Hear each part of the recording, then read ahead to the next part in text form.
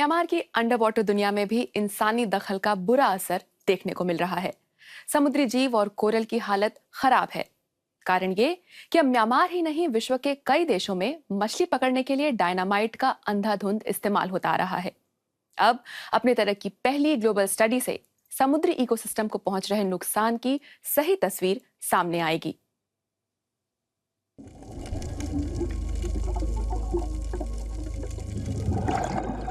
महीनों से इस घड़ी की तैयारी हो रही थी। दुनिया भर के समुद्र विज्ञानी म्यांमार में मेरुगई द्वीप समूह पर रिसर्च के लिए जमा हुए हैं। करीब 50 साल तक अंडमान सागर में स्थित समुद्री जीवन दुनिया से कटा हुआ था। दुर्लभ प्रजातियां, स्वस्थ कोरल रीफ, वैज्ञानिकों को यहां काफी उम्मीदें हैं।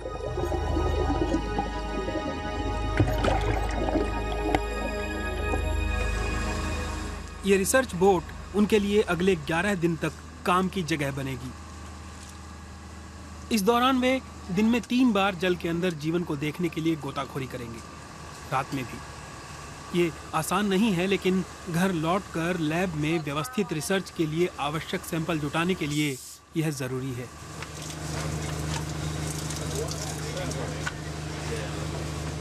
अगले महीनों के लिए जुटाया गया काम।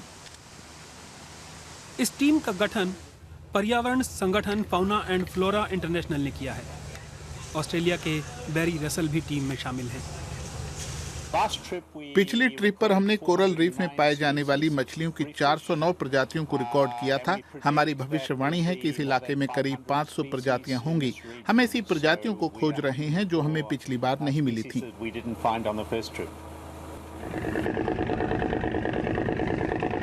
लेकिन इसकी उम्मीद किसी ने नहीं की थी। हर शाम एक ही नजारा।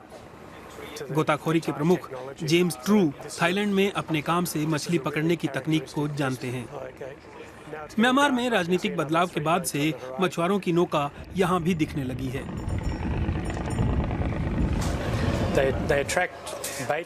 वे चारे वाली मछलियों और स्क्विड मछलियों को आकर्षित करते हैं, लेकिन इस प्रक्रिया में बहुत सी युवा मछलियों को भी नुकसान पहुंचाते हैं। ये छोटी मछलियां मछुआरों की नौकाओं से दूर बहा दी जाती हैं और वे फिर लौटकर रीफ में नहीं पहुंचती। इस तरह से नई मछलियों के पैदा होने की प्रक्रिया में बाधा उत्पन्न होती है। बड़े पैमाने पर मछली मारे जाने से कोरल रीफ का बुरा हाल हो चुका है। अंतर्राष्ट्रीय टीम ये पता करेगी कि रीफ किस जगह पर दुरुस्त है और कहां उन्हें बचाने में देर हो चुकी है।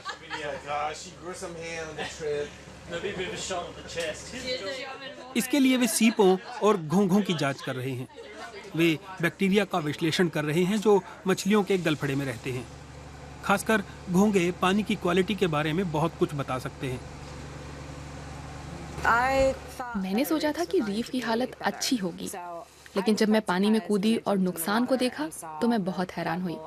खासकर डायनामाइट फिशिंग, ऐसा कुछ इस पैमाने पर मैंने अब तक नहीं देखा था।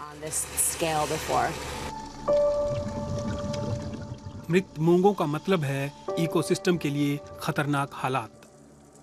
कोरल रीफ मछलियों की बहुत सी प्रजातियों के लिए किंडरगार्टन जैसा है। यदि रीफ मर जाए तो बाकी कुछ भी नहीं बचता। रिसर्चरों को बहुत सारा तथाकथित भुतहा जाल मिलता है, मछुआरों के खोए हुए जाल जो अभी भी मछलियों की जान ले रहे हैं। रिसर्चरों की जिम्मेदारी है कि वे यहाँ से जानकारी जुटाकर समस्याओं का समाधान सुझाएं। डाइविंग लीडर जेम्स ट्रू अपने साथियों के साथ अंडर वाटर माइक्रोफोन लगा रहे हैं। इस तरह वे डॉल्फिन और दूसरी प्रजातियों की आवाज रिकॉर्ड कर सकते हैं और मछलियों के अवैध शिकार को साबित कर सकते हैं। इस समय म्यांमार में या दुनिया भर में कितनी धमाका मछली मारी हो रही है, हमें ठीक पता नहीं है। ये दुनिया की पहली स्टडी है जो हम म्यांमार में कर रहे हैं, ताकि हम ब्लास्ट फिशिंग की फ्रीक्वेंसी दिखा सकें। जेम्स ट्रू और उनकी टीम ने जिस अनछुई प्रकृति की यहाँ उम्मीद की थी, उसमें से बहुत सारा उन्हें नहीं मिला। 800 द्वीपों वाले इस समूह पर बहुत से कोरल रीफ समाप्त हो चुके हैं। जो बचे हैं उन्हें स्वस्थ करने में करीब 30 साल लगेंगे। लेकिन समुद्र विज्ञानियों को कुछ चौंकाने वाली मिसालें भी मिल रही हैं।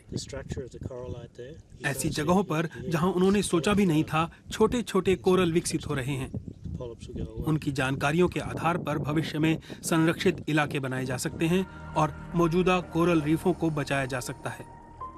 वे समय के साथ प्रतिस्पर्धा में हैं, क्योंकि मछुआरे यहाँ की मछलियों को अपनी आजीविका की तरह देख रहे हैं।